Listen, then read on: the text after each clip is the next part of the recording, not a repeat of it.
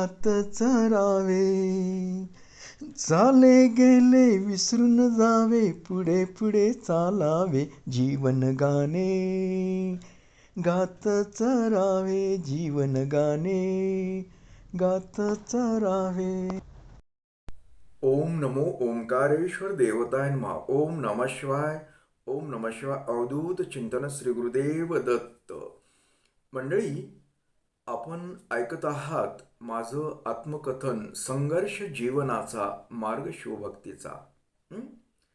तर मंडळी, या कार्यक्रमात आपलं सर्वांचं हार्दिक स्वागत करतो.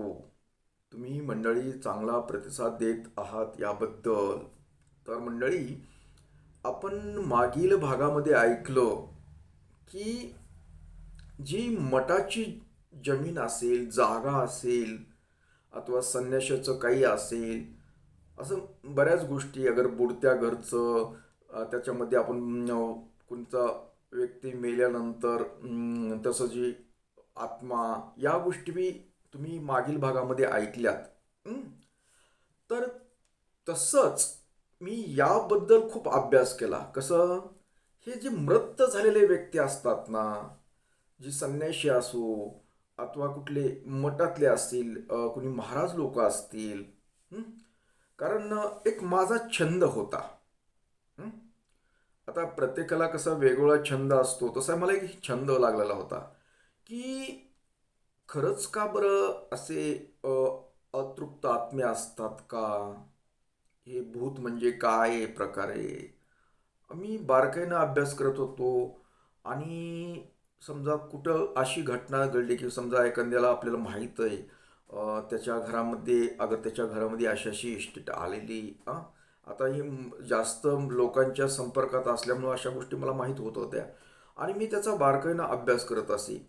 आता ती एखाद्या बुडत्या घरचं अथवा एखाद्या मठाचं आलेलं आहे, त्यांच्याकडे अगर त्यांच्यात कोणी संन्याशी राहिलेलं आहे, त्याचं काही वापरतात हे लोक, तर त्यांना काय त्याचा परिणाम होतो का, दोष लागतोय का, दोष लागल्यानंतर त्यांच्यात घरामध्ये काय होतं प्रकार, आर्थिक बाजूच्या काय होतं, ह्याचा मी बारकाईनं अभ्यास करत असत. आणि हे अभ्यास बऱ्यापैकी झालेला होता आणि अजूनही करतो. आता मी काही बंद नाही माझं. कारण कसं असतं, कुठलीही गोष्ट आपण अनुभवातून शिकत असतो. तुम्ही तुमच्या कामामध्ये जसा तुम्हाला तुमच्या कामाचा अनुभव येतो, त्या पद्धतीनं तुम्ही पण शिकत असता तुमच्या तुमच्या ह्याच्याप्रमाणे.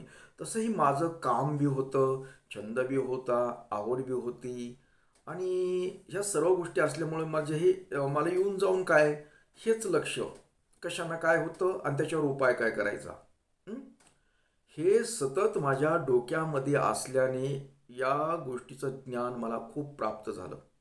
हं? आणि जसं मी आता या क्षेत्रात काम करत असताना बऱ्याच लोकांचा संपर्क व्हायला, काही लोक माझे समजा जवळीक झाली. हं? म्हणजे फार जवळीक साधायला लागले. समजा काही गोष्टीमुळे, कुठल्या त्यांचा प्रॉब्लेममुळे, अगर काही माझ्याकडे आपुलकी दाखवणं, म्हणून मला कधी त्या लोकांबद्दल मला अतिशय प्रेम वाटायचं की बाबा यांचं असं काही कुठं होऊ नये. कारण ज्यावेळेस कधी जास्त संपर्क आला माणसाचा की बोलून जातं सहजरित्या, कोणीही बोलतं. आता मी तुमच्याशी बोलायला लागलो तर मी तुम्हाला माझ्या काही वैयक्तिक गोष्टी बी बोलू शकतो. तुम्ही लोक बी जास्त आपण संबंध आल्यानंतर माणूस बोलतो. एक एक माणसाची वृत्ती येते की एकामेकाला आपण काही गोष्टी सांगतो, जी बऱ्याच गोष्टी गुप्त असतात, अशा काही न सांगायसारख्या बी गोष्टी आपण बोलतो एकदम एकामेकावर विश्वास असल्यानंतर. हं? तसा प्रकार माझ्या बाबतीत बी होत होता. कारण माझे जे संबंधित लोक आहेत, जवळ वाटायचे, मैत्रीतल्या मैत्रिणी वगैरे असं म्हणतो ना आपण, मित्र मैत्रिणी, अगं जवळचे, अति जवळचे वाटतात की ही लोक खूप आपल्या जवळचे आहेत, आपण त्यांना काही बोलतो, विश्वासानं बोलतो. मग ते लोक समजा आपल्याला ज्यावेळेस आपल्याबद्दल विश्वास वाटतो समोरच्या व्यक्तीला, त्यावेळेस ती व्यक्ती आपल्याला सर्व काही सांगते. सर्व काही सांगते, तिचे प्रॉब्लेम सांगते की अमुक झालं होतं, असं झालं तसं. मग माझं नकळतपणे काय, माझी वृत्ती तशी असल्यामुळे माझं समजा अमुक गोष्ट बोलायला लागलं की माझ्या डोक्यामध्ये ती चालू असायचं, अरे मग ही गोष्ट असंच असल्यामुळे हिला हा प्रॉब्लेम, अगर ह्याला हा प्रॉब्लेम आहे. हं? हे ऑटोमॅटिक होणाऱ्या गोष्टी, मग माणूस सहजरित्या काही गुप्त गोष्टी बी सांगतो. कधी काही सांगायसारखं नसतात की बाबा चार माणसात सांगितल्या ही गोष्ट तर त्याचा प्रॉब्लेम होऊ शकतो म्हणून काही सांगत. पण माणसं ज्यावेळेस भावूक होतात त्यावेळेस सहजरित्या कुणीही बोलून जातं. हं? मग ते मला समजा माहीत झालं की मग मी सांगायचं की बाबा ही घटना अशी अशी, तुम्हाला अमुक हा त्रास असा असा ह्या गोष्टीमुळे होतो. तुमच्या घरामध्ये समजा अतृप्त आत्म्याचा वास आहे, अथवा तुमच्या पूर्वजांनी तुमच्या घरामध्ये अमुक अमुक वस्तू आणली असेल, अथवा काही वापरात आल्यामुळे हा एक त्रास होतोय तुम्हाला. हं? मग अशा गोष्टी मी बोलत, कारण कधीही आपुलकी वाटली माणसाला की आपलं वाटतं की याचं चांगलं व्हावं, याला जो त्रास होतो तो दूर व्हावा यासाठी आपण सहजरित्या बोलतो. आणि माझा स्वभाव येतो की आपल्याकडे, मला समजा एखाद्यानं माझ्यावर खूप विश्वास टाकला तर मी त्याला खूप काही सांगतो, म्हणजे त्याचं नुकसान होऊ नये, त्याला चांगलं. तर या पद्धतीने मी असं सांगत राहिलो. मी पूर्वीचं बोलतोय तुम्हाला. तर मग मी समजा जवळचे समजा नातलगात बी बोलत असं की बाबा मला आपुलकी वाटली की अरे बाबा ह्याला या गोष्टीमुळे त्रास होतो, तर मी त्यांना सांगितलं. ते गोष्टी त्यांना खरं वाटत तसं.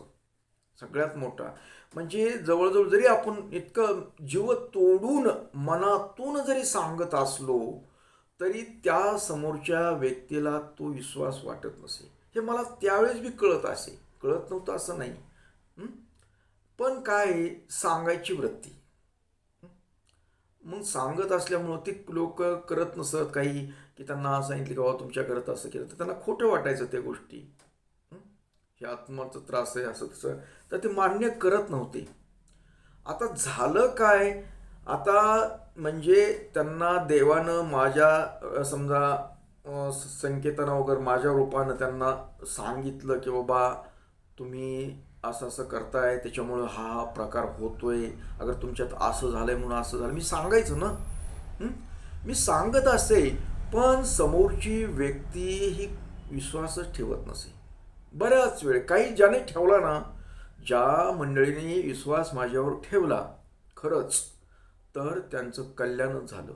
कारण मी काही देव वगैरे नाही, फक्त त्यातला एक अभ्यासक माणूस आहे. हं? एक अभ्यास केलेला त्या गोष्टीचा. मला देव म्हणून असं म्हणायचं काही गरज नाही आणि मी सर्वसाधारणच माणूस आहे.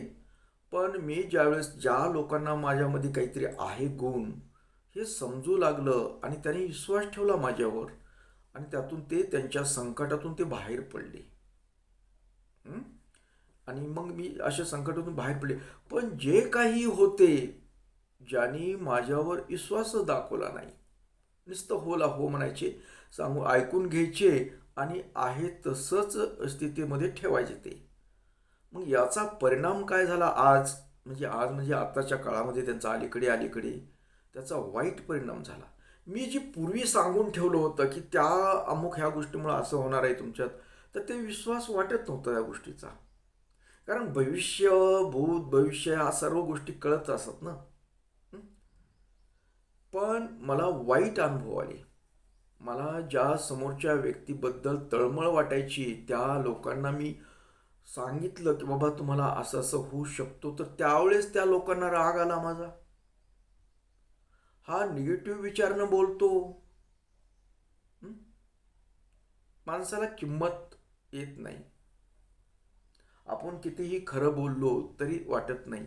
पण आज ते लोक आता माझ्या मागं लागले की नाही तुम्ही म्हणलात असं झालं जातच होईल.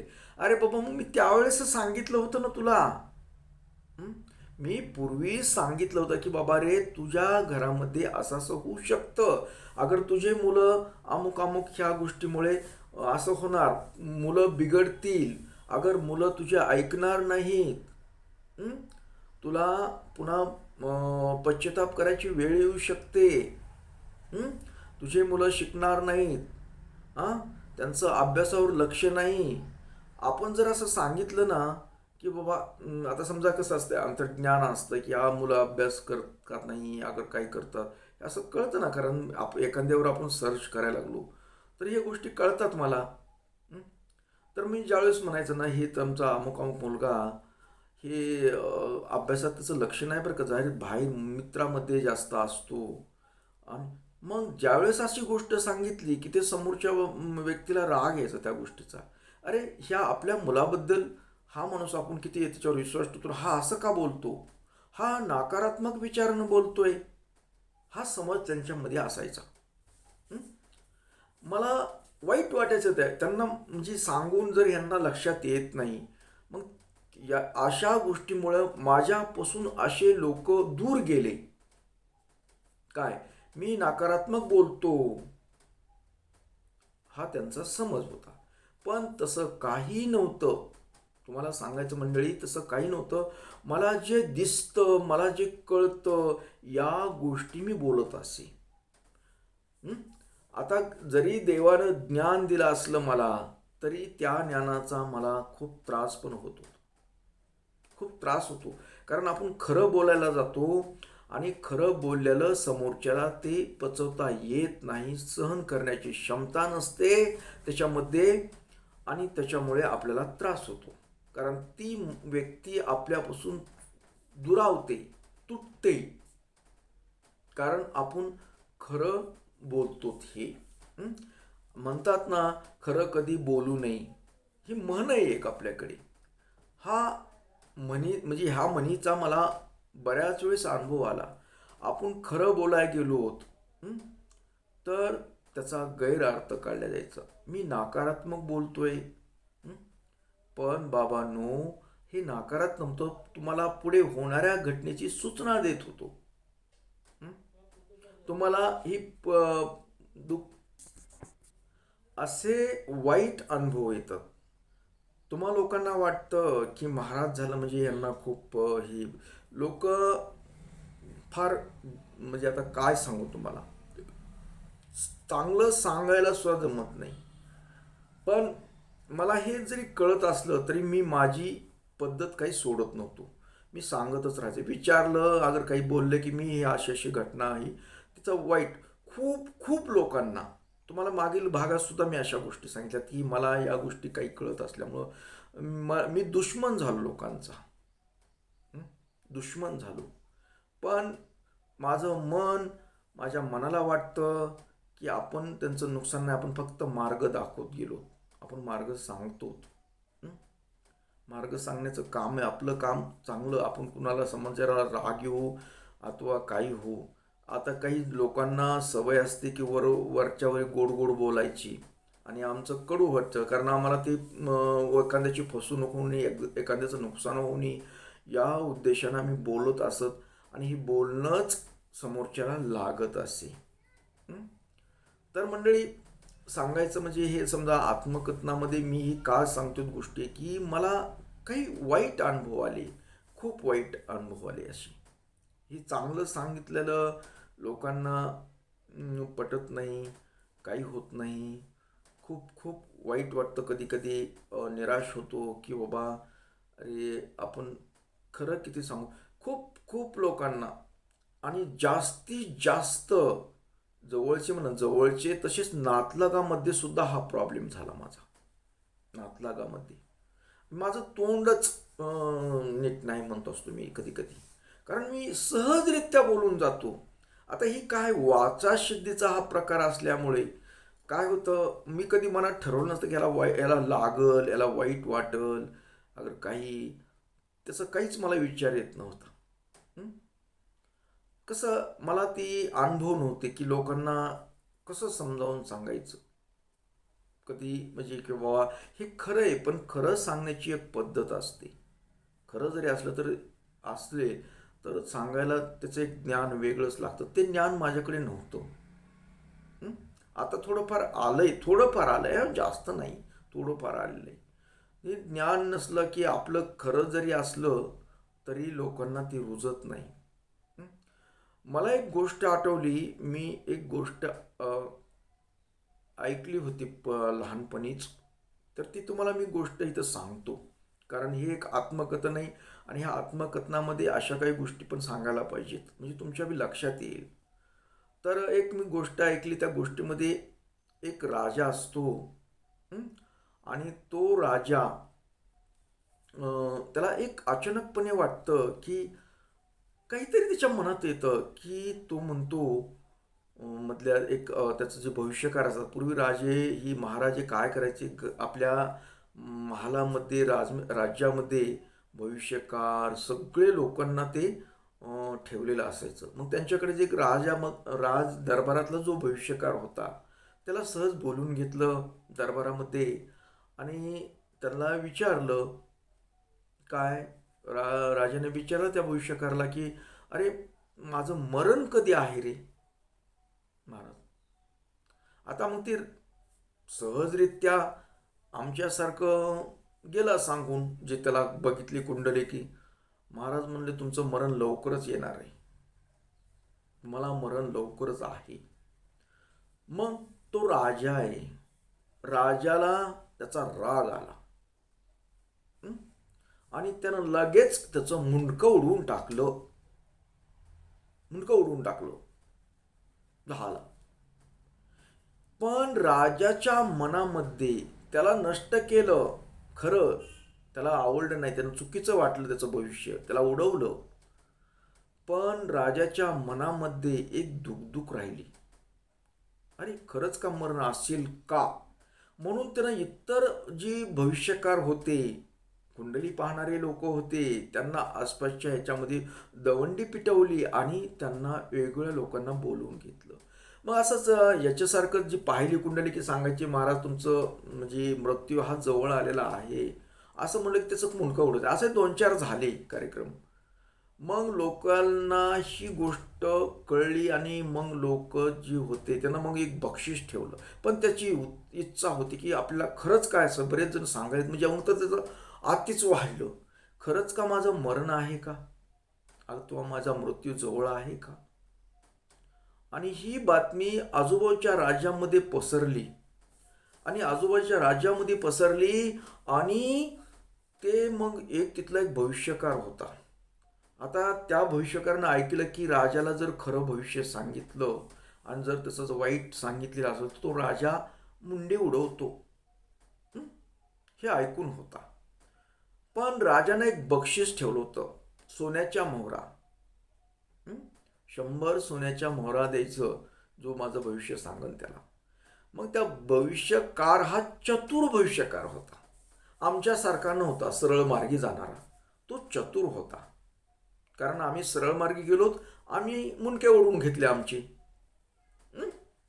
तो सरळ मार्गी भविष्यकार असल्या नव्हता आणि आम्ही सरळ मार्गी होतो, यातला फरक बघा. आता चतुर भविष्यकार होता तो, आणि तो चतुर भविष्यकार असल्याने तो आला दरबारामध्ये.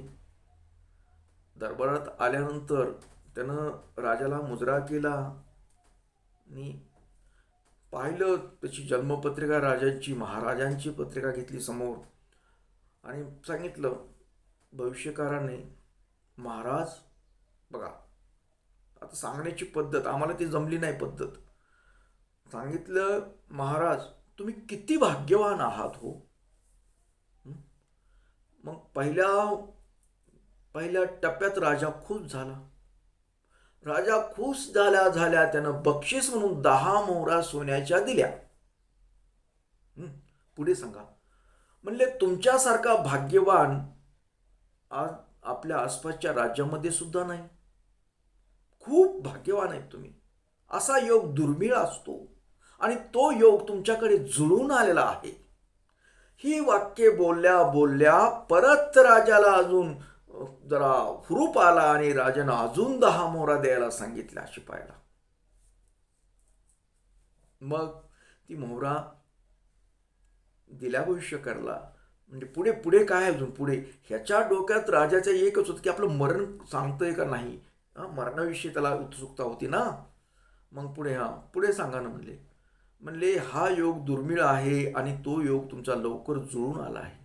म्हणजे कोणता योग. राजाने विचारलं त्या भविष्यकाराला की बाबा कोणता योग आहे हा. तर त्यावेळेस भविष्यकाराने उत्तर दिलं, महाराज असा योग आहे की तुमचे पूर्वज, लक्षात घ्या वाक्यरचना, तुमचे पूर्वज तुमची खूप आठवण काढतायत. राजा खुश, अजून 10 मोहरा.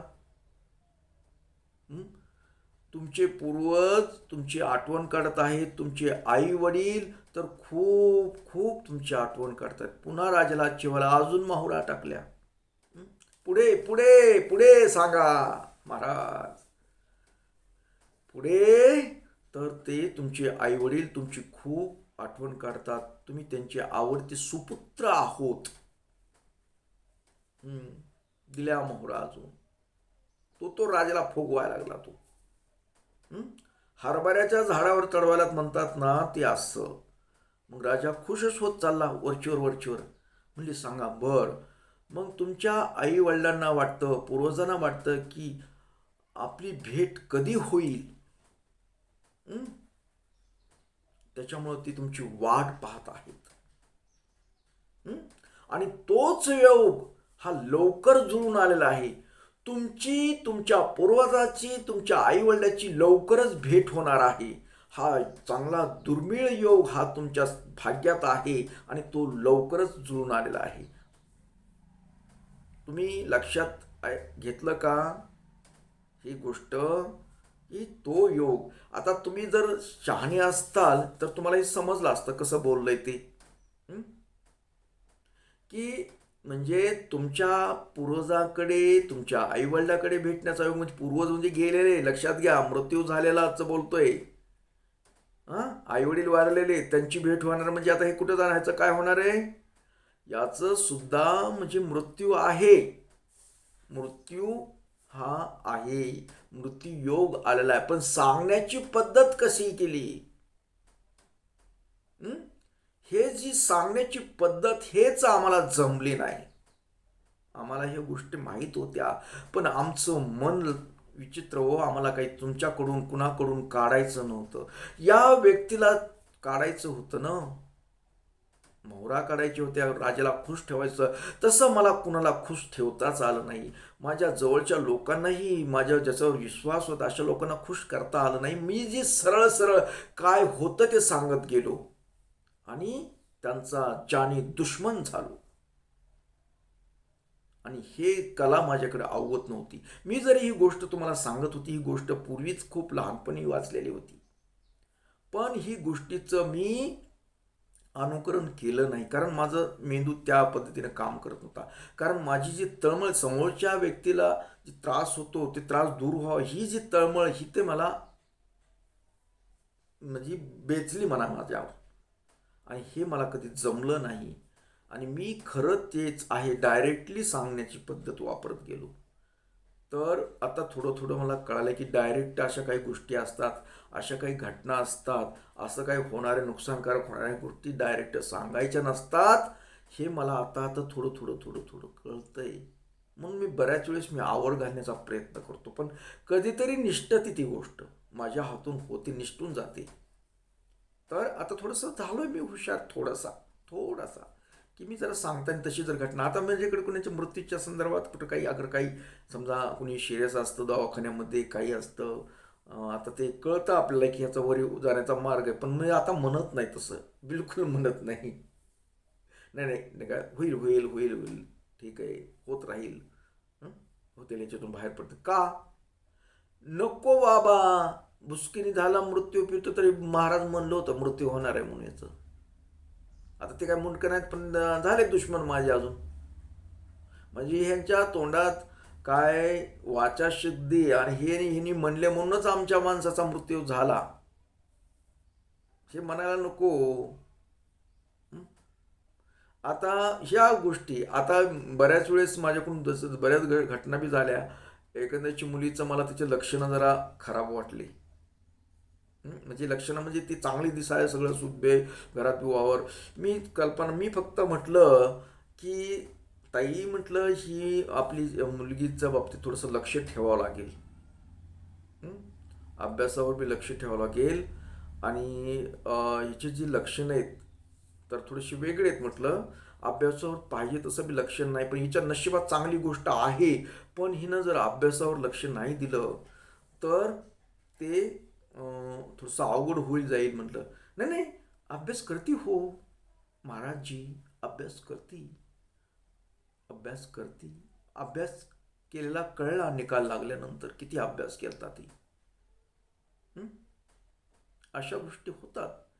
पुन्हा त्याच मुलीच्या संदर्भातलं मी बोललो होतो, सांगितलं होतं अभ्यास करते, तर त्या म्हणलं हिचं जर थोडे लक्षणं वेगळे तर मग ती वेगळेत, मग काय वेगळेत?